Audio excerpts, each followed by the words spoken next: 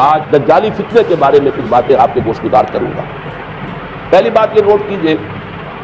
کہ یہ روایات صحیح مسلم میں بھی ہے، جامع ترمذی میں بھی ہے، سنن ابی داؤد میں بھی ہے، سنن ابن ماجہ میں بھی ہے، سنن نسائی میں بھی ہے، مسند احمد ابن حنبل میں بھی۔ یعنی یوں سمجھیے کہ صرف بخاری کو چھوڑ کر باقی صحائف ستہ کی تمام کتابوں میں اور بڑے جلیل القدر صحابہ سے یہ روایات ہیں۔ حضرت عبداللہ ابن عباس رضی اللہ تعالی عنہما حبر الامہ، حضرت عبداللہ ابن عمر رضی اللہ تعالی عنہما، حضرت ابو سعید خدری رضی اللہ تعالی عنہ اور حضرت ابو الدرداء رضی اللہ تعالی عنہ، ان صحابہ سے ان کتب حدیث میں جو روایات مروی ہیں وہ یہ ہے کہ جو شخص دجالی فتنے سے محفوظ رہنا چاہے وہ سورہ کہف کی ابتدائی اور آخری آیات کی تلاوت کرے۔ بعض روایات میں تو صراحت ہے ابتدائی اور آخری، بعض میں مطلقاً فرمایا گیا کہ 10 آیات سورہ کہف کی انسان کو دجال کے فتنے سے محفوظ رکھے۔ اس اعتبار سے جو تعلق ہے ان آیات کا دجالی فتنے کے ساتھ وہ گویا کہ احادیث صحیحہ سے ثابت ہے۔ نمبر 2 بات جو میں عرض کرنا چاہتا ہوں وہ یہ ہے کہ احادیث نبویہ ہی سے دجالی فتنے کے بارے میں جو باتیں ہمیں معلوم ہوتی ہیں وہ کیا ہے، دجال کے کیا اوصاف ہوں گے، کیا خصائص ہوں گے، دجالی فتنے کے کیا مظاہر ہوں گے، کیا آثار ہوں گے، کیا اثرات ہوں گے۔ اس کی وضاحت میں پہلے تو ایک بات نوٹ کر لیجئے، ایک ہے دجالی فتنہ، ایک ہے ایک شخص معین المسیح الدجال، ان دونوں میں فرق ہے۔ معلوم ایسا ہوتا ہے کہ ایک وہ شخص ہوگا جس کا ظہور ہوگا، وہ شخص معین ہوگا، اور اگر احادیث کا تتبع کیا جائے تو معلوم ہوتا ہے کہ وہ یہود کا کوئی بہت بڑا لیڈر ہوگا، اور آخری زمانے میں قریب قیامت کا جو زمانہ ہے قرب قیامت کا، اس میں جو بڑی عظیم جنگیں ہونے والی ہیں ان میں جب یہودیوں اور مسلمانوں کا مقابلہ ہوگا اور بہت کریٹیکل سٹیج پر وہ مقابلہ پہنچا ہوا ہوگا، اس وقت حضرت مسیح علیہ السلام کا نزول ہوگا اور وہ دجال اکبر کو یا المسیح الدجال جسے کہا گیا ہے اس کو وہ قتل کرے۔ تو المسیح الدجال یہ تو ایک شخص معین ہے، البتہ دجالی فتنہ صرف ایک شخص معین کے ساتھ نہیں متعلق، بلکہ اس کے لیے جو احادیث آئی ہیں ان کا جب ہم تتبع کرتے ہیں، ان سب کو جب جمع کرتے ہیں تو معلوم ہوتا ہے کہ وہ ایک خاص کیفیت ہے، ایک خاص دور میں کچھ ایسی کیفیات پیدا ہو جائیں گی کہ جن کو دجالی فتنے سے تعبیر کیا گیا۔ وہ کیفیات کیا ہیں، میں کچھ احادیث کے حوالے سے وہ میں نوٹ کر کے لایا ہوں، آج آپ کے سامنے رکھ رہا ہوں۔ پہلی بات یہ معلوم ہوتی ہے کہ اس دور میں، اس دجالی فتنے میں انسان کو جو قواعد طبعیہ ہیں، جو قدرت کی طاقتیں ہیں، کائناتی قوتیں، ان پر غیر معمولی غلبہ، اختیار حاصل ہو جائے گا، اور وہ دجال متصرف ہوگا ان تمام قواعد طبعیہ پر، بالکل ایسے انداز میں جیسے کبھی انبیاء کرام علیہ السلام کو اللہ تعالیٰ معجزے عطا فرماتا۔ وہ معجزے کہ جو اللہ تعالیٰ کے فضل و کرم سے اللہ کے رسولوں کو عطا ہوئے ہیں، گویا کہ وہ سب کی سب کیفیات ہیں کہ جو دجال کے بارے میں قرآن مجید یا احادیث نبویہ میں وارد ہیں۔ مثلاً پہلی بات یہ بتائی گئی کہ اس کے لیے فاصلہ بے معنی ہو کر رہ جائے گا، انتہائی تیز رفتاری ہو جو اسے حاصل ہوگی۔ چنانچہ الفاظ یہ ہے کل غیر سے استدبرت خردی، وہ ایک ایسے طوفان کے مانند جو ہے وہ سیلاب آئے گا کہ جیسے کوئی بہت زوردار آندھی جو ہے اس کے ساتھ طوفان آیا کرتا ہے۔ آپ سائیکلون کا تصور کیجئے کہ جس طریقے سے وہ ایک انتہائی تیز رفتار ہوا جو ہے وہ طوفان کو لے کر آتی ہے، اس طور سے وہ فتنہ پھیلے گا۔ ایک اور حدیث میں الفاظ ہے فلا تدع قریۃ الا حبطتھا فی 40 لیلہ، یہ مسلم شریف کی روایت ہے حضرت نواس بن سمعان رضی اللہ تعالیٰ عنہ۔ کوئی قریہ تک نہیں چھوڑے گا دنیا کی کوئی آبادی چھوٹی سی چھوٹی جس میں وہ نہیں پہنچ جائے گا 40 دن کے اندر اندر۔ یہ اس کی تیز رفتاری کا عالم ہوگا، گویا کہ میں تعبیر کر رہا ہوں اسے ان الفاظ سے کہ فاصلہ بے معنی ہو کر رہ جائے۔ اسی کے ضمن میں بعض اور روایات آئی ہیں، سواری جو ہے اس دجال کی اس کو گدھے سے تعبیر کیا گیا، اس لیے کہ ظاہر بات ہے اس دور میں اور کسی شے کا اگر تذکرہ کیا جاتا ہوائی جہاز کا یا راکٹس کا تو وہ تو لوگوں کی سمجھ میں نہ آتا، اور پہلے انہیں ساری سائنس پڑھانی پڑتی تب وہ الفاظ استعمال کرتے، لہذا وہ اس کا خچر، اس کا جس پر سواری ہوتی ہے، لیکن اس کی تیز رفتاری کے لیے الفاظ آئے ہیں کہ اس کا ایک قدم اگر مکے میں ہوگا تو دوسرا قدم شام میں جا کر پڑے، اور الفاظ یہ آئے ہیں کہ اس کے دونوں کانوں کے درمیان فاصلہ جو ہے وہ 40 باع کا یعنی 80 ہاتھ کا ہو، بلکہ حضرت علی رضی اللہ تعالیٰ عنہ کے خطبے میں جو اس کا بیان ہوا ہے کہ اس کا ایک کان جو ہے وہ 30 ہاتھ لمبا کان ہوگا اس کا۔ ابھی ذرا یہ صرف احادیث آپ سنتے جائیے، پھر اس کے بارے میں ان سب کو جوڑ کر جو ہمیں نتیجہ نکالنا ہے اس پر گفتگو بات کریں۔ اسی طرح آواز کا معاملہ، کہ اس کی آواز چہار دانگ عالم میں بیک وقت سنی جائے۔ الفاظ یہ ہے ینادی بصوت لہو یسمع لہو ما بین الخافتین، وہ ایک ایسی آواز کے ساتھ پکارے گا کہ جسے مشرق و مغرب کے مابین رہنے والا ہر شخص سنے۔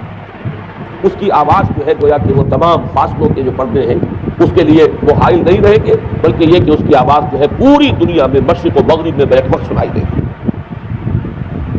تیسری بات معلوم ہوتی ہے کہ علاج معالجہ وہ اس انتہا کو اور عمل جراحی اس انتہا کو پہنچ جائے گا، یہاں وہ الفاظ آئے ہیں جو قرآن مجید میں حضرت مسیح کے معجزات کے لیے آئے۔ حضرت مسیح کے الفاظ میں ابرئ الاکمہ والابرص، کہ میں مادر ذات اندھے کو اور جو کوڑھ کا مرض تو ان دونوں کو میں ٹھیک کر دیتا ہوں۔ حضرت مسیح علیہ السلام صرف ہاتھ پھیرتے تھے اور مادر ذات جو نابینا ہے اندھا، بینائی اس کی آ جاتی تھی، اور کوڑھی جو ہے اس کے جسم پر ہاتھ پھیرتے تھے اس کا کوڑھ درست ہو جاتا۔ ابرئ الاکمہ والابرص، وہی الفاظ آئے حدیث میں کہ دجال کو یہ قدرت حاصل ہوتا ہے۔ نمبر دو یہ کہ وہ یحیی الموتیٰ،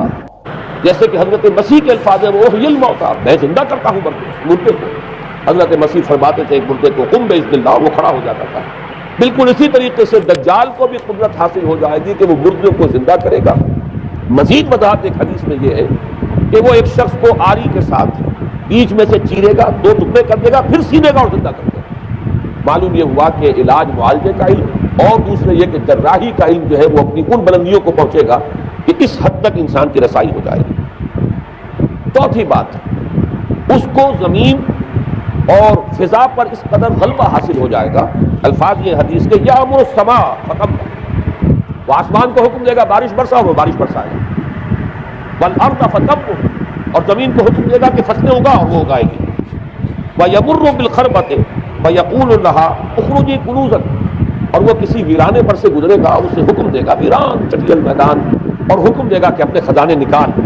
اور فرمایا اس کا نتیجہ یہ نکلے گا فتتبعہ کنوزها، تو اس زمین کے جو خزانے ہیں وہ نکل کے اس کے ساتھ چلنے شروع ہو جائیں گے۔ زمین پر قدرت، فضا پر قدرت، بارش کا حکم ہوگا وہ بارش ہو جائے گی، آسمان بارش برسائے گا، زمین اپنے خزانے اگل دے گی۔ پانچویں بات،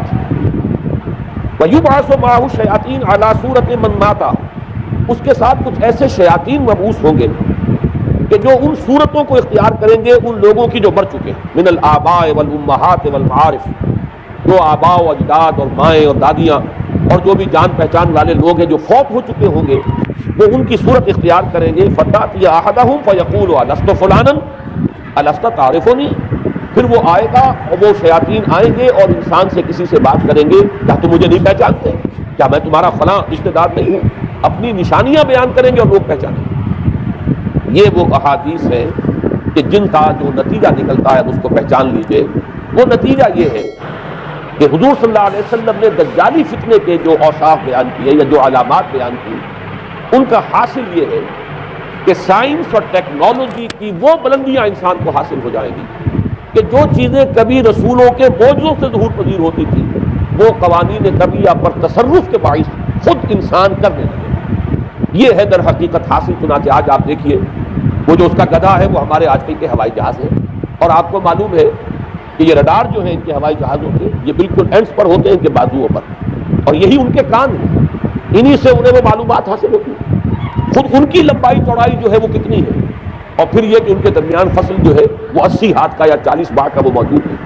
اور جہاز کی ایک اڑان اب تو کہیں بات پہنچ گئی کہ آپ کو معلوم ہے کہ پوری دنیا کی گرد بھی ایک جہاز جو ہے وہ چکر لگا لیتا ہے چند گھنٹوں کے اندر۔ لیکن یہ ہے کہ عام جو رفتار ہے اس میں بھی ایک پڑاؤ سے دوسرے پڑاؤ تک، ایک جگہ سے جس کو ہاپ کرنا کہتے ہیں، یہ بھی کم سے کم 500-700 میل کا عام طور پر سفر جو ہے وہ جہاز طے کر رہا ہے۔ اسی طریقے سے ہماری جو سائنس کی، خاص طور پر جو طبی سائنس ہے، اب اس میں جس طریقے سے کہ زندہ رکھا جاتا ہے انسانوں کو، اور وہ ویجیٹیبل چاہے کہا گیا ہے ان کو ہیومن ویجیٹیبلز، لیکن یہ کہ دل کی دھڑکن بھی چلائے جا رہے ہیں، خوراک بھی پہنچا رہے ہیں، آدمی جو ہے وہ زندہ سال ہر سال تک زندہ پا رہا ہے۔ اور یہ کہ سرجری بعض جانوروں پر تو یہ بات ہو چکی ہے، یہ کاٹے گئے ہیں اور پھر ان کو سی دیا گیا ہے، جوڑ دیا گیا ہے، یہ تمام جو بھی معجزے ہیں اس وقت سائنس دکھا رہی ہے۔ اسی طرح اگر یہ معجزہ دیکھنا ہو کہ زمین نق و نق ہوگی، جہاں کہیں کوئی آثار نہیں تھے کسی ایک پتے تک کے اگنے کے، اگر وہاں لہلہاتے ہوئے آپ کو چمن دیکھنے ہو تو ویسے سب سے پہلے تو یہ معاملہ ہوا تھا اسرائیل نے جو کر کے دکھایا تھا، لیکن اب تو آپ ابو ظبی چلے جائیے، سعودی عرب میں چلے جائیے، سعودی عرب کے اندر حال یہ ہے کہ آپ اگر ہوائی جہاز سے سفر کریں ریاض سے جدہ تک تو آپ کو جگہ جگہ بڑے سرکولر پیچز نظر آئیں گے جہاز سے نہایت قریب، اور اس کے اندر جو ہے آرٹیفیشل اریگیشن کے ذریعے سے اور بہت عمدہ وہاں کاشت ہو رہی ہے، بہت خوبصورت فارم ہے وہ تمام کے تمام سرکولر پیچز، اس لیے کہ جو اریگیشن ہوتی ہے وہ ان ویلز کے ذریعے سے ہوتی ہے کہ جو ایک سرکل میں چلتے ہیں اور پانی کی وہ آرٹیفیشل بارش جو ہے وہ ہوتی رہتی ہے۔ باقی یہ کہ فضا سے آرٹیفیشل رین، یہ تو بہت ہی سادہ سی بات ہے کہ فضا کے اندر ایٹماسفیرک کنڈیشن کو ذرا تبدیل کیا جائے تو بارش آ جاتی ہے، اور باقی رہ گیا آواز کا یہاں سے وہاں جانا، وہ تو آواز ہی نہیں ہے، تو آپ صورتیں دیکھ رہے ہیں۔ آپ کو نیو یارک میں بیٹھا ہوا خطاب کرے، آپ پوری دنیا کے اندر جہاں چاہیں وہ آل ورلڈ اینٹینا آپ کے پاس صرف ہونا چاہیے، باقی یہ کہ آپ دنیا کے کسی بھی گوشے میں بیٹھے ہوئے کسی شخص کا خطاب جو وہ سن سکتے ہیں۔ تو معلوم یہ ہوا کہ در حقیقت یہ جو دجالی فتنہ ہے، یہ جس کے اوصاف جو بیان کیے گئے، ابھی میں اس کو لفظ فتنہ سے تعبیر نہیں کر رہا، اسے جس چیز نے فتنہ بنایا وہ ابھی میں آپ سے عرض کروں گا، لیکن یہ جتنے اوصاف حدیث میں آئے، جتنی صفات بیان ہوئی، جو قوائف وہاں سامنے آ رہے ہیں، ان سب کا حاصل جو ایک لفظ میں یہ ہے کہ سائنٹیفک ڈیولپمنٹ اور ٹیکنالوجیکل ڈیولپمنٹ وہ اس درجے کی ہو جائے گی کہ قواعد عملیہ پر، فورسز آف دی نیچر پر انسان کو تصرف اور تسلط حاصل ہو جائے گا، اور وہ انہیں استعمال کرے گا، اور اس طریقے سے اس کے اندر وہ ساری کی ساری کیفیات جیسے کہ آج ہم دیکھ رہے ہیں اپنی نگاہوں کے سامنے وہ پیدا ہو جائے گی۔ اب سوال یہ ہے کہ اس شے کو فتنہ کس چیز نے بنایا، یہ بات سمجھ گئی؟ جہاں تک سائنسی ترقی کا تعلق ہے، تکنیکی ترقی کا تعلق ہے، یہ چیزیں فی الاصل فتنہ نہیں ہے، یہ تو وہ علمہ آدم الاسماء کلہا کا ظہور ہے۔ اللہ تعالیٰ نے ازل میں حضرت آدم علیہ السلام کو جو صلاحیت عطا فرما دی تھی، یہ ایکسفولیشن ہے اس کا ظہور ہے۔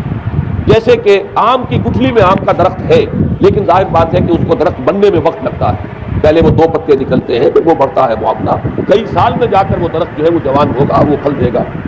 اسی طریقے سے یوں سمجھیے کہ بالقوہ وہ علم حضرت آدم علیہ السلام کو دے دیا گیا، یعنی وہ صلاحیتیں ودیت کر دی گئی، وہ فیکلٹیز، سمع اور بصر اور فؤاد، دیکھو سنو نتیجہ نکالو اور آگے بڑھو۔ آپ نے چیز دیکھی، ایک سنی، نتیجہ نکالا، اس کو نوٹ کیا، آگے بڑھے، پھر کوئی چیز دیکھی، پھر کوئی سنی، اپنے سابق جو نتیجہ آپ نے نکال کر محفوظ کیا تھا اپنی میموری میں، اس کے ساتھ اس کو ٹیلی کیا، کوئی اور نتیجہ نکل آیا اور آگے بڑھے۔ تو یہ تو سٹیپ بائی سٹیپ، قدم با قدم انسانی علم آگے بڑھ رہا۔ یہ ہرگز فتنہ نہ ہوتا، میرے الفاظ پر توجہ کیجیے، اگر اس کے ساتھ متوازن طور پر ایمان اور روحانیت کا ارتقا بھی ہوتا رہے، اگر اس کے ساتھ اللہ کی معرفت، اللہ کی محبت، آخرت کا ایمان، منزل انسان کی جو ہے وہ آخرت ہے، دنیا نہیں ہے، اگر یہ چیزیں ساتھ کے ساتھ ہوتی تو یہ ہرگز فتنہ نہیں۔ فتنہ در حقیقت اسے جس نے بنایا ہے وہ یہ ہے کہ کچھ ایسے اسباب ہوئے ہیں، اور وہ اسباب آج مجھے بیان کرنے کہ در حقیقت موجودہ عیسائیت اس کا سب سے بڑا سبب ہے۔ اس کے نتیجے میں ایک بہت بڑا گیپ ہے، اپالنگ گیپ ہے، بڑا مہیم خلا ہے، بڑی وسیع خلیج ہے جو حائل ہو چکی ہے کہ ایمان اور روحانیت ختم ہوتے چلے گئے، اور یہ ٹیکنیکل اور سائنٹیفک ڈیولپمنٹ بڑھتی چلی گئی۔ ان دونوں کے درمیان جو مہیم خلا پیدا ہوا ہے اس نے اسے فتنہ بنا دیا ہے، اور عظیم ترین فتنہ بنا دیا۔ ورنہ اگر اس کے ساتھ ہی اللہ پر ایمان، آخرت پر ایمان، اور انسان کے اندر ایمانی کیفیات، اس کی روحانی کیفیات اگر یہ بھی برقرار رہتی، بلکہ اس کے ساتھ متوازن طور پر ان کو ترقی کرنا چاہیے، تو یہ ہرگز فتنہ نہیں ہے۔ تو پہلی بات یہ سمجھ لیجیے کہ اگر کہ دجالی فتنے کے جو صفات، اس کے اوصاف، اس کی علامات، اس کے مظاہر جو بھی حدیث کے ذریعے سے ہمیں معلوم ہے، جس کا میں نے ابھی آپ کے سامنے تذکرہ کیا، وہ سب در حقیقت تعبیر ہے اس دور کا جو محاورہ ہے، اس دور کی جو زبان ہے، اس دور میں جن الفاظ سے گفتگو کی جا سکتی تھی، اس دور کے ایڈیم میں آج کی جو سائنٹیفک اور ٹیکنالوجیکل ترقی ہے گویا کہ اس کی تعبیر کی گئی ہے کہ وہ دجالی فتنہ ہوگا۔ لیکن اس شے کو فتنہ بنانے والی شے در حقیقت یہ ہے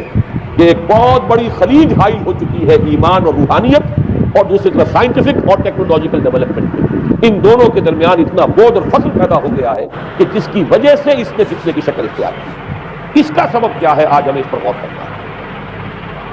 دیکھیے حضرت مسیح علیہ السلام کا دین، اور جیسا کہ میں نے عرض کیا اس سورہ کہف کے پہلے رکوع میں تذکرہ انہی کا ہو رہا ہے، وَيُنذِرَ الَّذِينَ قَالُوا اتَّخَذَ اللَّهُ وَلَدًا مَا لَهُم بِهِ مِنْ عِلْمٍ وَلَا لِآبَائِهِمْ كَبُرَتْ كَلِمَةً تَخْرُجُ مِنْ أَفْوَاهِهِمْ يَقُولُونَ إِلَّا كَذِبًا فَلَعَلَّكَ بَاخِعٌ نَفْسَكَ عَلَىٰ آثَارِهِمْ إِن لَّمْ يُؤْمِنُوا بِهَٰذَا الْحَدِيثِ أَسَفًا۔